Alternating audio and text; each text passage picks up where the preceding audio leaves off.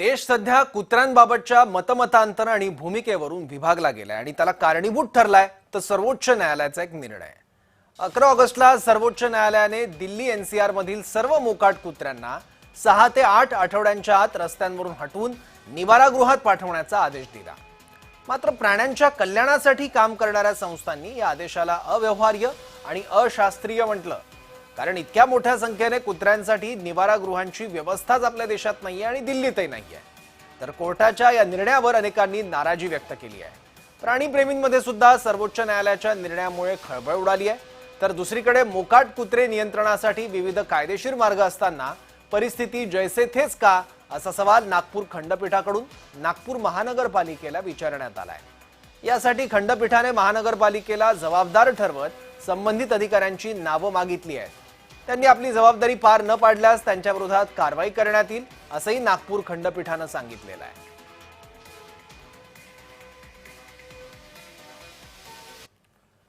तर संभाजीनगरमध्ये एक धक्कादायक घटना समोर आली आहे। एका पिसाळलेल्या कुत्र्याने तब्बल 14 जणांना चावा घेतल्याची घटना घडली आहे। भरवस्तीत हा कुत्रा कोणाचाही चावा घेतोय। आतापर्यंत 14 जणांवर या कुत्र्याने हल्ला केलाय।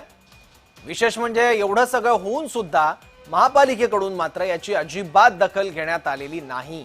अजूनही हा कुत्रा, पिसाळलेला कुत्रा मोकाट फिरतोय, पण पालिकेचं पथक मात्र त्याला जेरबंद करण्यासाठी निघालेलं सुद्धा नाहीये आणि पोहोचलेलं तर नाहीच नाही। जखमींवर सध्या उपचार सुरू आहेत।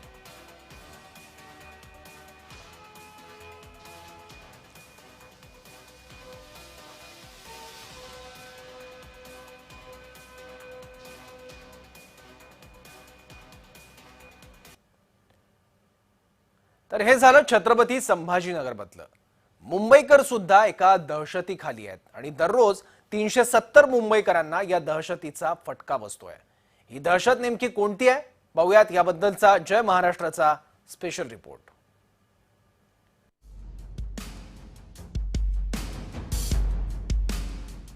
ही दहशत आहे भटक्या कुत्र्यांची। जागोजागी दबा धरून बसलेल्या कुत्र्यांमुळे मुंबईकर हैराण झालेत। दररोज तब्बल 370 मुंबईकरांना कुत्रे चावतायत। गेल्या काही वर्षात किती मुंबईकरांना भटके कुत्रे चावले याची आकडेवारी भयावह आहे। वर्ष 2010 77,484 कुत्रे मुंबईकरांना चावलेत। वर्ष 2015 78,646, वर्ष 2017 98,690, वर्ष 2023 1,06,797 आणि वर्ष 2024 1,35,253 भटके कुत्रे हे मुंबईकरांना चावलेत। वर्षानुवर्ष ही आकडेवारी वाढतच चालली आहे। बरं, पालिकेने यावर काही उपाययोजना केली नाही का? तर केली आहे। निर्बीजीकरण, लसीकरणाचा खर्चही केलाय, तरी कुत्र्यांची संख्या कमी होत नाहीये। 15 वर्षात 12,73,000 मुंबईकरांना कुत्रे चावलेत। श्वानगणना झाली त्यावेळेस 2007 मध्ये एकूण संख्या 74,761 इतकी होती। 2014 मध्ये एकूण संख्या 95,172 इतकी होती। 2003 ते 2013 या काळामध्ये निर्बीजीकरण आणि लसीकरणाचा खर्च हा 7,46,00,000 इतका होता। तर 2009 ते 2024 या कालावधीमध्ये निर्बीजीकरण आणि लसीकरणाचा खर्च हा तब्बल 24,03,00,000 इतका झालाय। पालिका इतकी उपाययोजना करूनही मुंबईतील कुत्र्यांची संख्या कमी का होत नाही?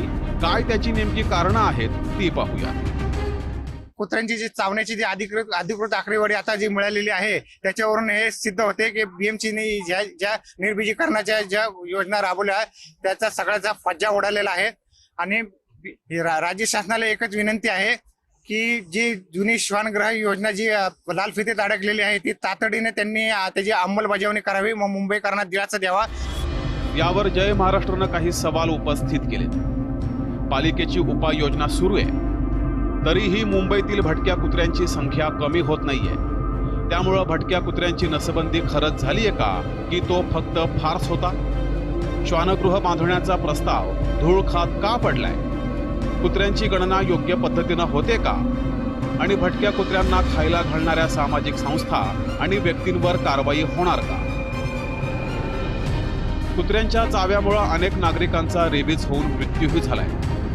त्यामुळे उपाययोजना राबवताना कुठे चूक होतीये का आणि होत असेल तर पारदर्शकता येणं गरजेचं वाटत नाही का?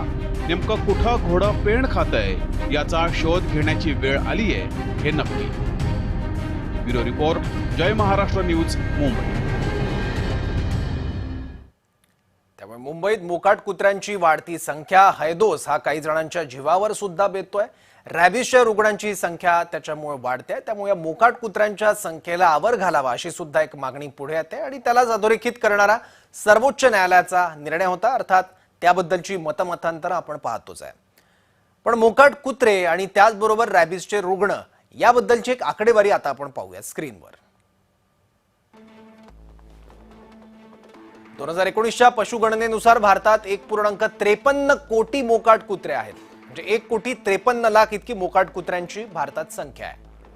यातले महाराष्ट्रात 12,70,000 मोकाट कुत्रे आहेत। उत्तर प्रदेशमध्ये 20 लाख भटकी कुत्री आहेत।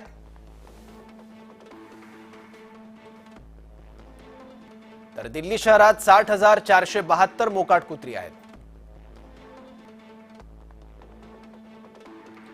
गेल्या वर्षभरात कुत्र्यांकडून हल्ल्याच्या 37,15,713 घटना घडल्या आहेत। दिल्लीत कुत्र्याने चावा घेतल्याच्या रोज सरासरी 103 घटना घडत आहेत। दिल्लीत 2024 मध्ये कुत्र्यांकडून हल्ल्याच्या 25,210 घटना घडल्या। WHOच्या मते भारतात दरवर्षी 20,000 लोकांचा रेबीजमुळे मृत्यू होतो। त्यामुळे रेबीज किती जीव घेणं आहे हे सुद्धा या आकडेवारीवरून आपल्याला दिसतंय। महाराष्ट्र, गुजरात, कर्नाटक, बिहारमध्ये कुत्र्यांच्या हल्ल्याच्या सर्वाधिक घटना घडत असल्याचं ही आकडेवारी सांगते।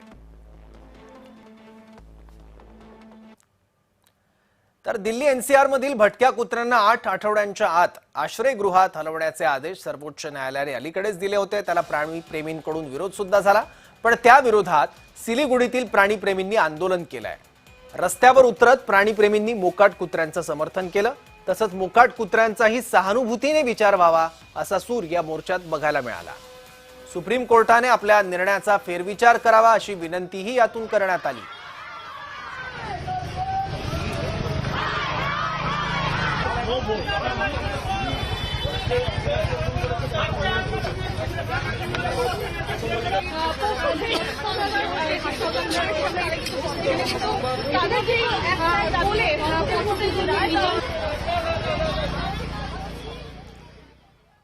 आता या मोर्चांची दखल कशी घेतली जाते हे बघावं लागेल। यासह JM विशेष मध्ये इथेच थांबूयात। पाहत राहा जय महाराष्ट्र।